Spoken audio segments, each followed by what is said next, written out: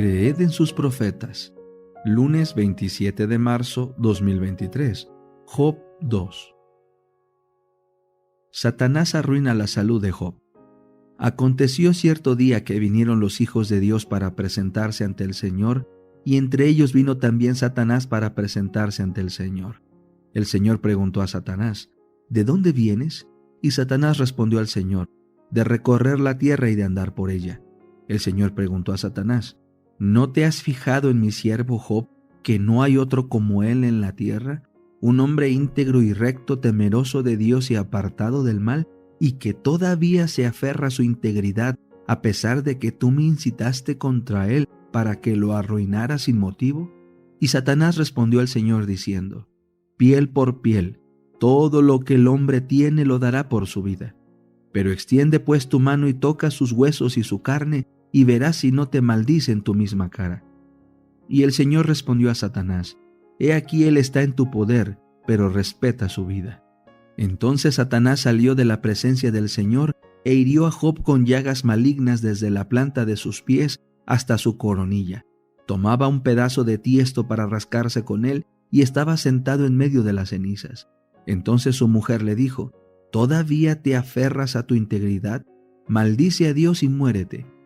Pero él le respondió: has hablado como hablaría cualquiera de las mujeres insensatas. ¿Recibimos el bien de parte de Dios y no recibiremos también el mal? En todo esto no pecó con sus labios. Job es visitado por sus 3 amigos. Entonces 3 amigos de Job, Elifaz el temanita, Bildad el sujita y Zofar el naamatita, se enteraron de todo el mal que le había sobrevenido y vinieron, cada uno de su lugar.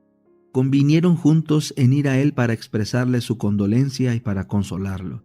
Y cuando alzaron los ojos desde lejos y no le pudieron reconocer, lloraron alzando la voz. Cada uno rasgó su manto y esparció polvo hacia el cielo sobre su cabeza. Luego se sentaron en tierra con él por 7 días y 7 noches, y ninguno de ellos le decía una sola palabra, porque veían que el dolor era muy grande. El conflicto de los siglos. Capítulo 4. Fieles portaantorchas. En los países que estaban fuera de la jurisdicción de Roma, existieron por muchos siglos grupos de cristianos que permanecieron casi enteramente libres de la corrupción papal. Rodeados por el paganismo, con el transcurso de los años fueron afectados por sus errores. No obstante, siguieron considerando la Biblia como la única regla de fe y adhiriéndose a muchas de sus verdades. Creían estos cristianos en el carácter perpetuo de la ley de Dios y observaban el sábado del 4º mandamiento. Hubo en el África Central y entre los armenios de Asia iglesias que mantuvieron esta fe y esta observancia. Mas entre los que resistieron las intrusiones del poder papal, los valdenses fueron los que más sobresalieron. En el mismo país en donde el papado asentara sus reales, fue donde encontraron mayor oposición su falsedad y corrupción.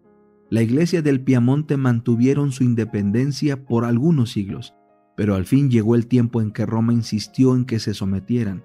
Tras larga serie de luchas inútiles, los jefes de estas iglesias reconocieron, aunque de mala gana, la supremacía de aquel poder al que todo el mundo parecía rendir homenaje. Hubo sin embargo algunos que rehusaron sujetarse a la autoridad de papas o prelados, determinaron mantenerse leales a Dios y conservar la pureza y sencillez de su fe. Se efectuó una separación.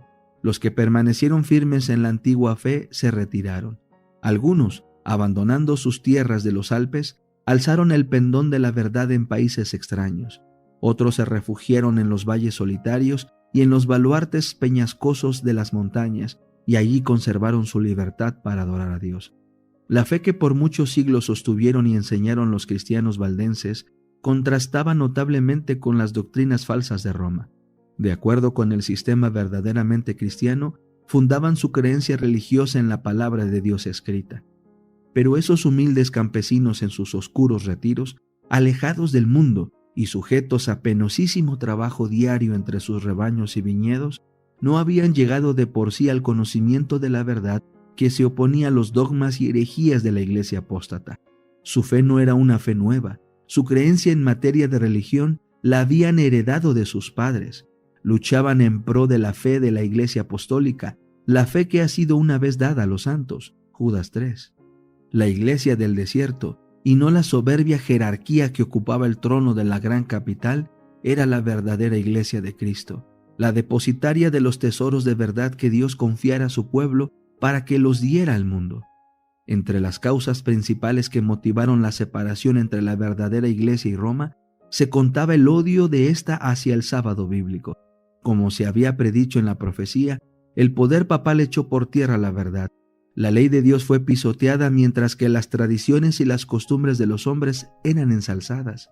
Se obligó a las iglesias que estaban bajo el gobierno del papado a honrar el domingo como día santo. Entre los errores y la superstición que prevalecían, muchos de los verdaderos hijos de Dios se encontraban tan confundidos que a la vez que observaban el sábado, se abstenían de trabajar el domingo. Mas esto no satisfacía a los jefes papales. No solo exigían que se santificara el domingo, sino que se profanara el sábado, y acusaban en los términos más violentos a los que se atrevían a honrarlo. Solo huyendo del poder de Roma era posible obedecer en paz a la ley de Dios. Los valdenses se contaron entre los primeros de todos los pueblos de Europa que poseyeron una traducción de las Santas Escrituras. Centenares de años antes de la Reforma, tenían ya la Biblia manuscrita en su propio idioma.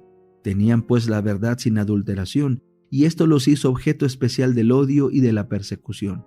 Declaraban que la iglesia de Roma era la Babilonia apóstata del Apocalipsis, y con peligro de sus vidas se oponían a su influencia y principios corruptores. Aunque bajo la presión de una larga persecución, algunos sacrificaron su fe e hicieron poco a poco concesiones en sus principios distintivos. Otros se aferraron a la verdad. Durante siglos de oscuridad y apostasía, hubo valdenses que negaron la supremacía de Roma, que rechazaron como idolátrico el culto a las imágenes y que guardaron el verdadero día de reposo. Conservaron su fe en medio de la más violenta y tempestuosa oposición. Aunque degollados por la espada de Saboya y quemados en la hoguera romanista, defendieron con firmeza la palabra de Dios y su honor. Tras los elevados baluartes de sus montañas, refugio de los perseguidos y oprimidos en todas las edades, hallaron los valdenses seguro escondite. Allí se mantuvo encendida la luz de la verdad en medio de la oscuridad de la Edad Media. Allí los testigos de la verdad conservaron por 1000 años la antigua fe. Dios había provisto para su pueblo un santuario de terrible grandeza como convenía a las grandes verdades que les había confiado. Para aquellos fieles desterrados, las montañas eran un emblema de la justicia inmutable de Jehová.